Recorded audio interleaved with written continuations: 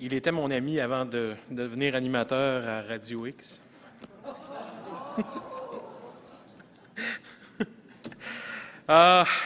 Éric Duhem, qui avait beaucoup de popularité tout à l'heure, a signé, a dédicacé son nouveau livre. Je l'invite donc à venir nous parler de Libérez-nous des syndicats. Éric Duhem.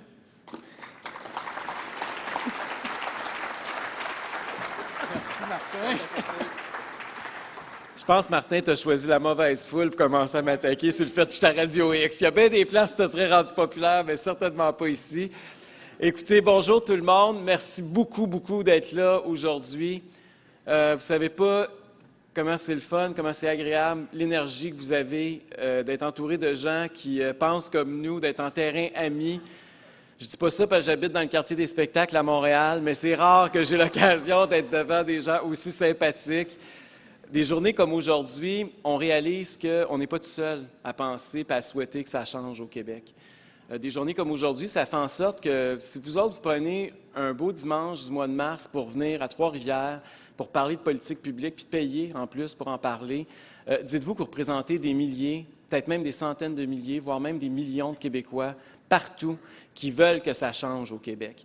Et moi, tous les jours, j'ai le privilège d'avoir des gens qui me témoignent ça à tous les niveaux, autant sur les réseaux sociaux que même dans mon émission, que les téléphones, tout le monde au Québec, ou même les gens dans la rue, au restaurant, n'importe où. Les gens, vous ne savez pas comment il y a un appétit pour le changement au Québec, qui malheureusement, on ne retrouve pas nécessairement dans les boîtes de scrutin, mais je peux vous dire que dans la population, il est excessivement présent. Et quand on veut que ça change au Québec, le problème qu'on a, c'est de savoir par où il faut commencer. Parce qu'il y a tellement de chantiers à entreprendre, il y a tellement de choses qui ne fonctionnent pas avec notre gouvernement puis avec l'intervention de l'État ici, que certains disent qu'il faut commencer par le système de santé. C'est le plus gros ministère. C'est 50 % maintenant de nos dépenses de programme au gouvernement. C'est un gouffre sans fond avec le vieillissement de la population. Ça va être encore bien pire dans 10, 15, 20 ans. D'autres disent non, il faut travailler à la base, il faut parler d'éducation. Il faut commencer à parler de la liberté de choix. Il faut commencer, si on n'a pas une jeunesse beaucoup plus scolarisée, mieux équipée, parce que c'est elle notre véritable richesse au Québec. Il y en a d'autres qui disent non, il faut se revirer de bord, il faut aller vers les ressources naturelles parce qu'il faut créer un peu de richesse. On a la chance d'avoir des ressources extraordinaires au Québec. Il faudrait commencer à les exploiter et à faire fermer la gueule à certains enverdeurs. Il y en a d'autres qui disent, ben non, le poids de la dette qu'on a au Québec est astronomique. Vous avez vu ça encore hier, on disait qu'on était la 5e dette la plus élevée de la planète. Ça commence à inquiéter quelques personnes. Il y en a d'autres qui disent, non, c'est pas ça qui est le pire, parce que ça, c'est la dette qu'on voit. Le pire, c'est la dette qu'on ne voit pas. C'est notre endettement souterrain, c'est les fonds de pension qui sont sous-capitalisés, qui un jour vont devoir être payés par une génération de moins en moins nombreuse. Et c'est peut-être à ça qu'il faut s'attarder d'abord et avant tout.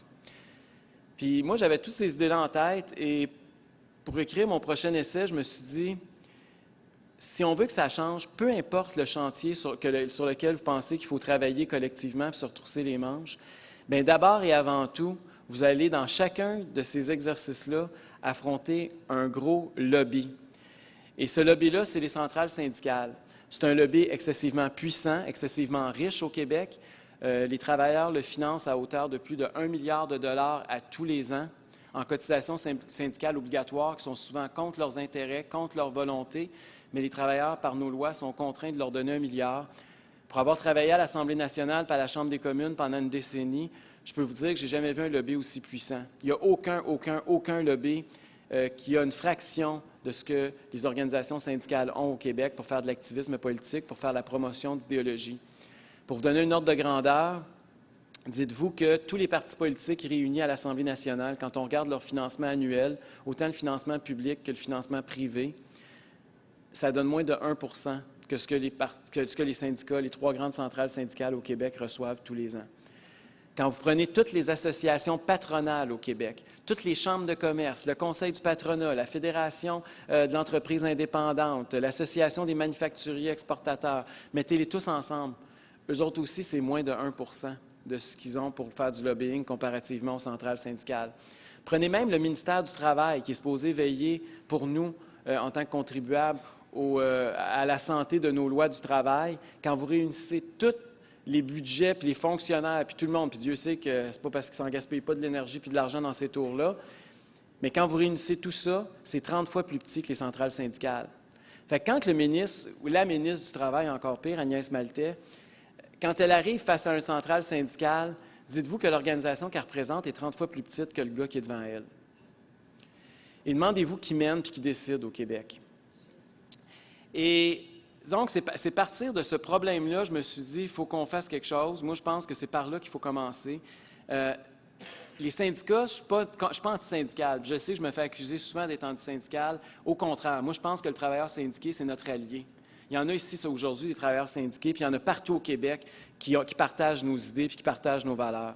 Les travailleurs, c'est nos gros alliés dans ce combat-là, parce qu'il y en a un paquet qui commence à en avoir le casque, puis ils en ont vu là, des vertes et des pas mûres. Demandez aux enseignants ce qu'ils pensent de ce qu'on a vu à la dernière campagne électorale, par exemple, quand François Legault, je ne suis plus un caquiste, là, je m'excuse pour ceux qui m'ont écouté à la dernière élection, mais c'est du passé. Mais même à ça, François Legault a quand même eu le courage à la dernière élection de dire qu'il fallait remettre en cause la permanence d'emploi des enseignants en échange de leur donner une augmentation de salaire de 20 % mais que le gouvernement pourrait les évaluer et pourrait congédier les plus incompétents.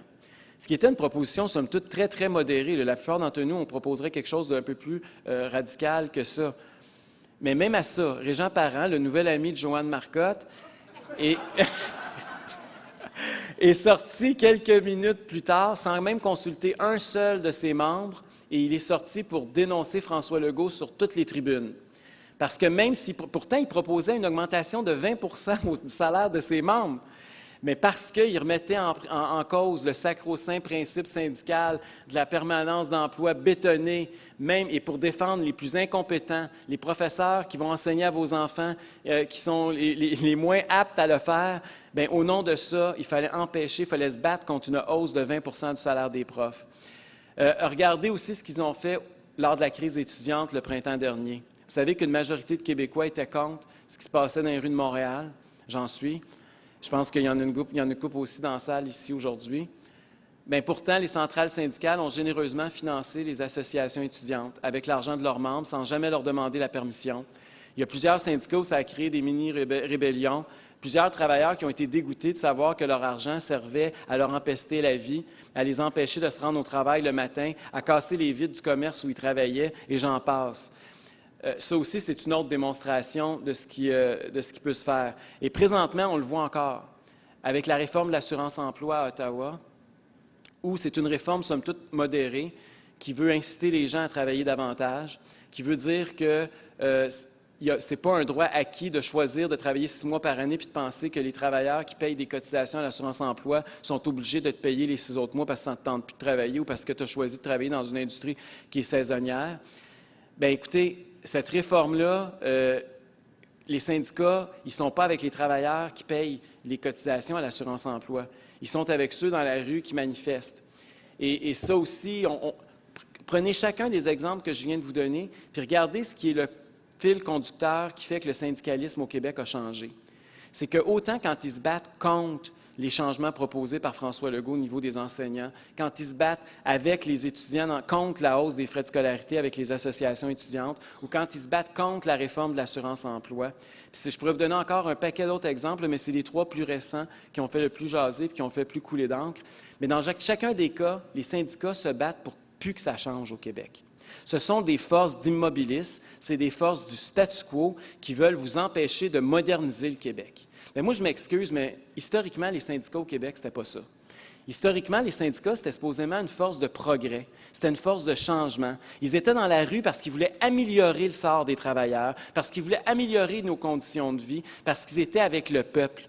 Aujourd'hui, ils se battent contre le changement, ils se battent contre le progrès, ils se battent contre la modernité.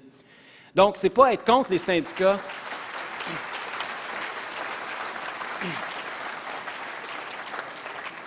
Donc, parler aujourd'hui contre le leadership syndical des centrales syndicales, ce n'est pas d'être contre les syndicats, c'est de vouloir que les syndicats redeviennent des syndicats, remettre les syndicats au service des travailleurs, faire en sorte que ces syndicats-là représentent véritablement ceux et celles qui les payent.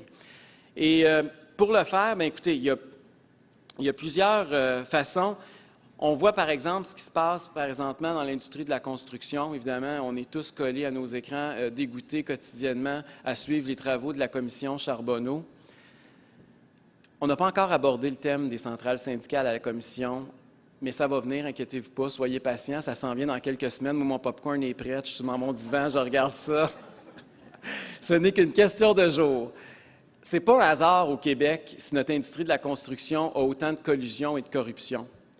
Il faut regarder aussi notre modèle syndical de notre industrie qui a contribué grandement à ce que ces phénomènes-là se produisent.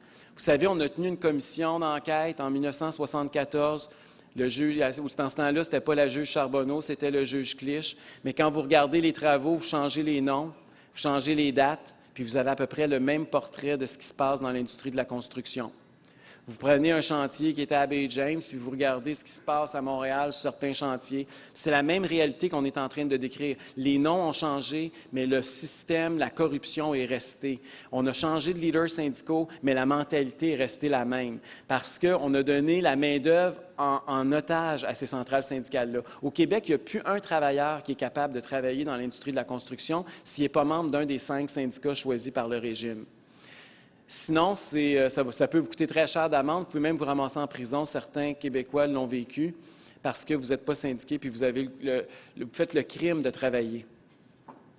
Donc, sans payer de cotisation syndicale, ce qui est doublement criminel. Mais on voit véritablement à la commission, vous allez le voir à la commission Charbonneau, on a donné une main-d'œuvre. On leur a dit, c'est vous qui allez décider, les syndicats décident au Québec combien vous allez gagner, qui va travailler, où ils vont travailler, quelles vont être leurs conditions de travail. Mais quand on donne un monopole comme ça à quelqu'un, puis on lui dit, mais tu fais ce que tu veux, bien, l'humain étant ce qu'il est, il ramasse sa cote. Et c'est exactement ce qui s'est produit sur nos chantiers partout au Québec. Et on va en entendre parler en long et en large, j'ai bien l'impression, dans les prochaines semaines. Et si on a commencé à avoir des petites brides de certaines affaires qui se sont produites, mais pas parce qu'on s'intéressait aux syndicats, parce que nos médias se sont intéressés récemment à un homme qui s'appelle Tony Accurso. Je pense que vous en avez un petit peu entendu parler. On a appris, par exemple, que Tony Accurso avait amené sur son bateau Jean Lavallée, l'ancien président de la FTQ Construction, qu'il avait amené aussi, évidemment, Michel Arsenault, l'actuel président de la FTQ Construction. On a appris que le même Jean Lavallée était allé avec Louis Bolduc, son ami du Fonds de solidarité de la FTQ, dans des cures d'amaigrissement en Allemagne payées par Tony Accurso. On a appris que Michel Arsenault, lui, avait reçu un cadeau de chez Bergs de 12 000 $ de son ami Tony Accurso. Je ne sais pas pour vous autres, là. Puis ça, on n'a pas appris ça parce que quelqu'un enquête ces syndicats, là. On l'a appris parce qu'on parlait de Tony Accurso, puis ça s'était donné qu'il y a eu du name dropping dans les articles, là, puis on s'est ramassé avec les chefs des centrales syndicales qui étaient pognés là-dedans. Je ne sais pas pour vous autres, mais en connaissez-vous bien, vous autres, du monde dans votre environnement qui reçoivent des cadeaux de chez Bergs à 12 000 $, qui passent des semaines gratis sur un bateau qui coûte 55 000 $ par personne, ou qui se font payer des cures d'amaigrissement en Europe?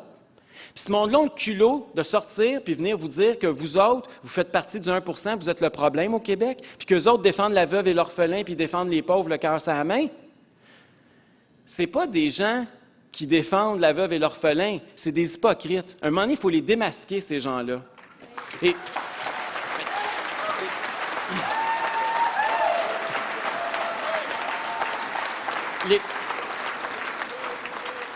Quand j'ai eu l'idée d'écrire un deuxième essai, parce que le premier avait été un grand succès grâce à vous, parce que je sais que je vous ai vu dans chacune des régions, puis on a fait le tour, puis on a travaillé, puis on a réussi à parler un peu d'équité entre les générations ces derniers mois. Et là, je me suis dit, bon, je vais en faire un deuxième, puis la première personne à qui j'en ai parlé, c'est ma mère. Puis j'ai dit à ma mère, qui est ici aujourd'hui, que je salue, j'ai dit, je vais écrire un livre sur les centrales syndicales. Ça m'intéresse de parler du syndicalisme québécois. La première réaction de ma mère, ça a été « T'es-tu malade? T'es complètement cinglé, t'es fou, change de sujet, trouve-toi un autre sujet, écris plus, tu vas te faire tuer. » Et ma mère m'a dit ça, les yeux étaient terrorisés. Et Dieu sait que j'y avais annoncé quelques années avant que je m'en allais en Irak, j'allais travailler à Bagdad pendant la guerre, puis je ne l'avais jamais vu aussi terrorisé. Mais je peux vous dire qu'il y a quelque chose de pas normal de penser qu'on veut écrire sur des organisations qui sont supposées représenter les travailleurs au Québec, puis que le monde sont plus terrorisés que quand tu leur annonces que tu t'en vas au front de battre à la guerre dans le Moyen-Orient. Il y a quelque chose qui ne marche pas au Québec, là.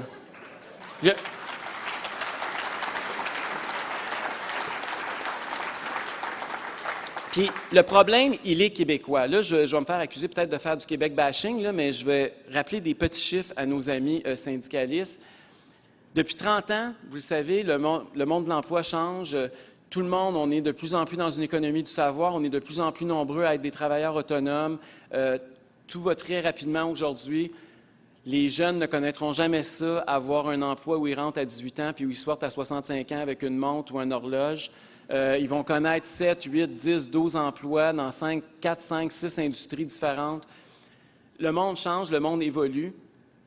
Et ça a un impact sur le taux de syndicalisation partout en Occident. Au cours des 30 dernières années, par exemple, en Angleterre, le taux de syndicalisation est passé de plus de 50 % à 26 %. Aux États-Unis, chez nos voisins, il est parti de 22,3 % à 11 %. En Australie, il est parti de 48 %, il est descendu à 18 %.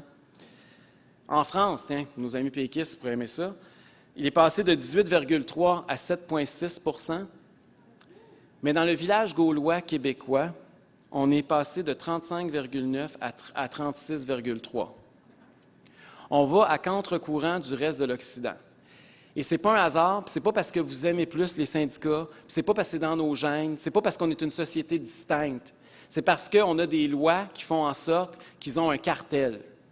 Au Québec, juste pour vous donner quelques avantages qu'on ne retrouve pratiquement nulle part ailleurs, en tout cas pas tous ceux-là réunis en même temps à un même endroit. On a un code du travail qui a des préjugés évidemment très favorables aux syndicats, le plus favorable en fait, le plus débalancé ou le plus déséquilibré. On a évidemment, comme je viens de vous le dire, donc 2 travailleurs sur 5 qui sont obligés de payer des cotisations. On tolère les votes non secrets quand on daigne en avoir, parce qu'au Québec, c'est encore possible de syndiquer des entreprises sans même faire voter les employés. On le voit présentement avec les dépanneurs couche-tard. On a des cotisations syndicales qui sont déductibles d'impôts. Donc, ce n'est pas juste les gens qui sont syndiqués qui payent, c'est vous aussi comme contribuables. On a des prestations de grève qui ne sont pas imposées. Ça veut dire que quand ils sont en grève et que le syndicat donne de l'argent à ceux et celles qui ont choisi d'aller en grève, bien, cet argent-là n'est pas imposé. Mais si vous aviez pris une assurance pour quand vous êtes malade, bien, vous en payeriez des impôts sur ce montant d'argent-là. Si on donnait, par exemple, pensez juste pour montrer comment c'est déséquilibré, pensez qu'on aurait fait le contraire pendant 2 secondes. Qu'on donnerait des congés de taxes ou des congés fiscaux aux entreprises qui sont en lock-out. Parce que c'est ça qu'on fait. Nos lois sont tellement déséquilibrées et on ne s'en rend même plus compte jusqu'où c'est rentré, jusqu'où c'est grave. Et là, je ne parle pas du fait qu'on octroie des crédits d'impôt de centaines de milliers de dollars, centaines de millions, par exemple, au Fonds de solidarité de la FTQ, au Fonds d'action de la CSN. Hein, ils ont de 30 à 40 % des crédits d'impôt supérieurs comparativement à n'importe quel autre fonds d'investissement au Québec.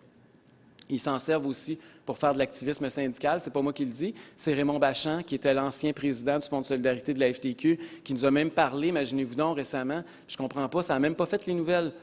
Il a annoncé, Raymond Bachand, il était à l'émission de Arcan le matin à Montréal, au 98.5, là, je parle pour la concurrence chez nous. Il a annoncé, Raymond Bachand, que lorsqu'il était président du Fonds de solidarité de la FTQ, il y avait un fast-track que la FTQ lui faisait de la pression pour approuver plus rapidement les projets de Tony Accurso. Que lui, il fallait que ses dossiers passent au-dessus puis que les examens, ça aille plus vite. Puis il fallait que lui, l'argent sorte plus vite des poches des travailleurs pour aller aux entreprises de Tony parce que c'est un ami du régime. C'est quand même assez particulier qu'un ancien ministre des Finances, qui a été président du Fonds de solidarité, dise ça publiquement. Mais ce qui est encore plus grave, quant à moi, c'est que personne s'en offusque et que ça ne fasse même pas une nouvelle. Ça vous démontre...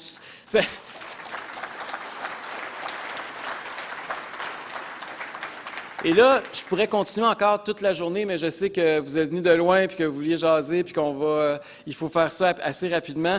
Mais je veux pas continuer parce que la liste pourrait être infinie. Et ceux et celles qui en veulent plus, là, qui aiment ça entendre parler, qui veulent se faire mal, qui sont un peu masochistes et qui veulent voir comment les syndicats au Québec nous ébranlent et nous appauvrissent, vous pourrez lire mon essai qui va être lancé en fait demain, là, mais que vous avez la chance d'avoir en avant-première. Mais je veux juste vous dire qu'il y a des solutions pour mettre fin à ce qui se passe au Québec. Et les solutions, elles sont bien connues. Mais je pense que c'est important de les rappeler. D'abord, il serait temps au Québec de redonner la liberté d'association aux travailleurs. Je pense que c'est la première chose qu'il faut faire, c'est d'abolir la formule RAND. Et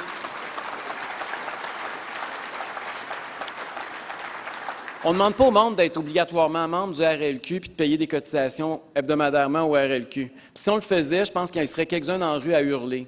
Les centrales syndicales, on tolère que ça se fonctionne comme ça. Pourtant, on a une constitution canadienne, l'article 2D, qui nous dit qu'on a le droit d'association, mais au Québec, semble-t-il, n'existe pas ce droit d'association-là. Ensuite de ça, il faut exiger la transparence. Vous avez vu ce qui s'est passé à Ottawa récemment. Il y a eu un projet de loi qui a été déposé par un député d'arrière-ban en faveur d'une plus grande transparence des syndicats. On demandait, en fait, à ce que les états financiers des syndicats soient obligatoirement déposés. Imaginez-vous tous les avantages qu'ils ont de l'État et n'importe quelle entreprise cotée en bourse au Canada est obligée de faire preuve de plus de transparence, alors que c'est une entreprise privée dont vous n'êtes pas obligé d'acheter d'actions, mais est obligée de donner plus d'informations publiques qu'un syndicat qui est en grande partie financé par vos taxes. Et les syndicats se sont battus contre ça, bec et ongle. Ils ont fait une bataille incroyable à Ottawa, évidemment soutenue par le NPD et le Bloc québécois. Mais quand même, le projet de loi est passé, tranquillement ça va passer, mais Mme Maltais, toujours, notre fameuse ministre du Travail, a dit qu'au Québec, on avait une spécificité et qu'elle allait se battre contre ce projet de loi-là. Donc, je ne sais pas s'ils vont ils vont en proposer une nouvelle législation à Québec, mais ça va être à suivre. Mais il y a une avancée à tout le moins de ce côté-là, mais il est plus que temps que les travailleurs aient le droit de savoir ce qu'on fait avec leur argent, quelle partie de l'argent qu'ils donnent à toutes les semaines va pour financer des causes politiques contre leurs droits, contre leurs idées. Moi, je veux savoir combien Gabriel Nadeau-Dubois a reçu des centrales syndicales.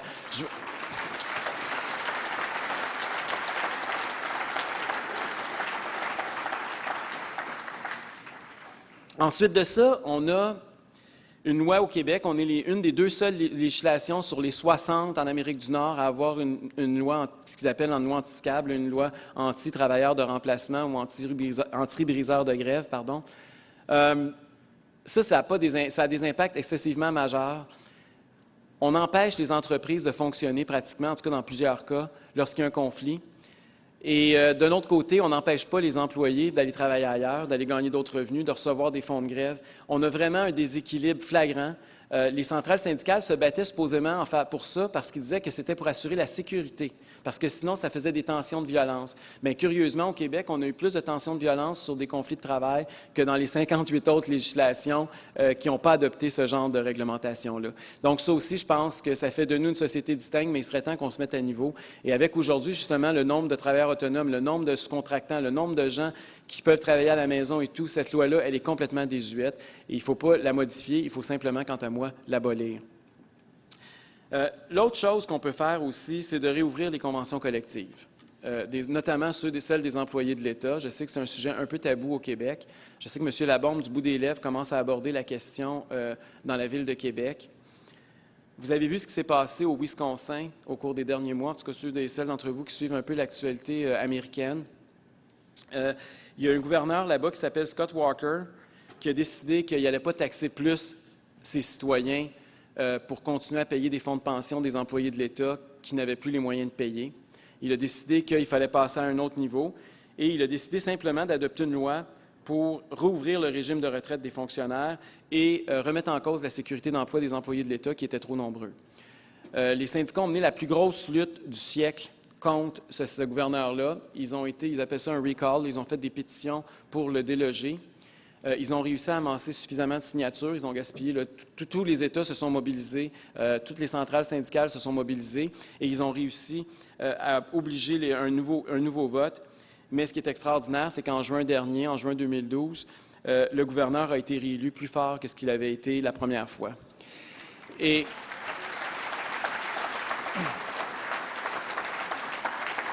je pense qu'on peut apprendre de cette expérience-là. Ce n'est pas parce qu'il jappe fort qu'il représente la majorité. On l'a vu dans les rues de Montréal, puis ça va être la même chose avec les syndicats. J'achève, Martin. Et le cinquième chose qu'on peut faire, c'est rétablir l'équilibre fiscal. C'est inacceptable que les centrales syndicales jouissent de bénéfices qu'aucune autre organisation peut profiter au Québec, que ce soit les déductions d'impôts de leurs cotisations, l'imposition des prestations de grève, les crédits d'impôt pour le Fonds de solidarité, le Fonds d'action, etc., et j'en passe. Il est temps que les centrales syndicales, on ne veut pas être contre les syndicats, on veut juste les traiter comme toutes les autres organisations de gens qui adhèrent librement, c'est-à-dire que l'État reste neutre face à eux et arrête de se comporter, de faire du copinage avec ces organisations-là. Mais sur ça, je vous laisse, pour répondre à vos questions, puis ça m'a fait un grand plaisir de vous revoir et de vous parler. Merci beaucoup.